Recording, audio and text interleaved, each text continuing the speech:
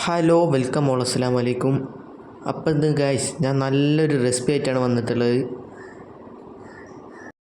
അപ്പം എൻ്റെ പുന്നാര ചങ്കട ആരെങ്കിലും സബ്സ്ക്രൈബ് ചെയ്യാതെ കാണുന്നുണ്ടെങ്കിൽ സബ്സ്ക്രൈബ് ചെയ്യണേ. അടുക്കള കയറി ഉണ്ടാക്കാൻ നല്ല മടിയുള്ളവർക്ക് പറ്റിയൊരു ഐറ്റമാണ് ഗൈസ്. കുറച്ച് അരിപ്പൊടിയും തേങ്ങയും ചോറും ഉണ്ടെങ്കിൽ പെട്ടെന്ന് ഉണ്ടാക്കി എടുക്കാം. അപ്പം മിക്സിൻ്റെ ജാർ എടുക്കുക. അതിലേക്ക് നമ്മൾ എടുത്ത് വെച്ച ചോറ്, തേങ്ങ, അരിപ്പൊടി, പാകത്തിന് ഉപ്പ്, പിന്നെ ഓരോരുത്തരുടെ ക്വാണ്ടിറ്റി അനുസരിച്ച് അവർക്ക് വെള്ളം ഒഴിക്കുക. ഇട്ടിട്ട് നന്നായി മിക്സിയിലിട്ട് ഒന്ന് കറക്കിയെടുക്കുക.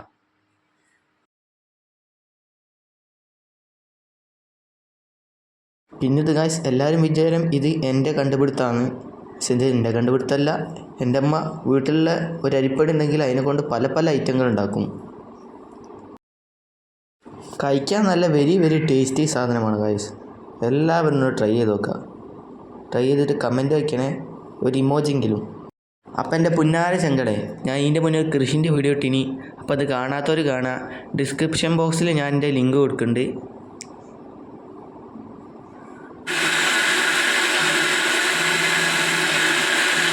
അപ്പം നമ്മൾ മിക്സിയിൽ അടിച്ച ദോശമാവിൻ്റെ ബാറ്ററി ഏകദേശം ഈ പരുവത്തിലായി കിട്ടണം.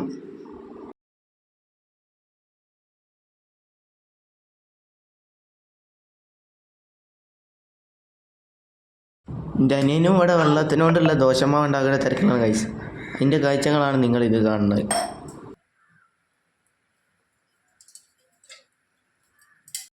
അപ്പോൾ ഫൈനലി ഈ ഒരു ദോശൻ്റെ മാവിലേക്ക് ഒരു മുട്ട പൊട്ടിച്ച് വയ്ക്കുക. അത് ഞാനാണ് ചെയ്യണത് ഗൈസ്.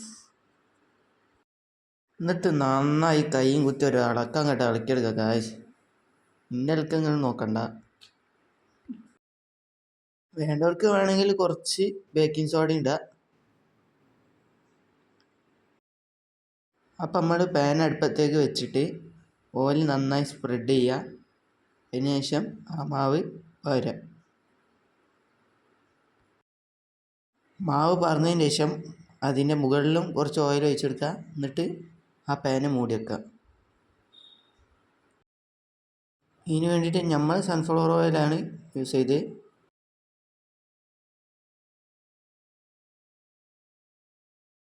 മൂടി വെച്ചതിന് ശേഷം 2-3 മിനിറ്റ് കഴിഞ്ഞിട്ട് ആ ദോശ ഒന്ന് മറിച്ചിടുക. അതിൻ്റെ ഉള്ളിൽ കൂടെ പുറത്തെ കാഴ്ചകളാണ് ഇപ്പം നിങ്ങൾ കണ്ടത്. അതൊക്കെ ഒരു രസം.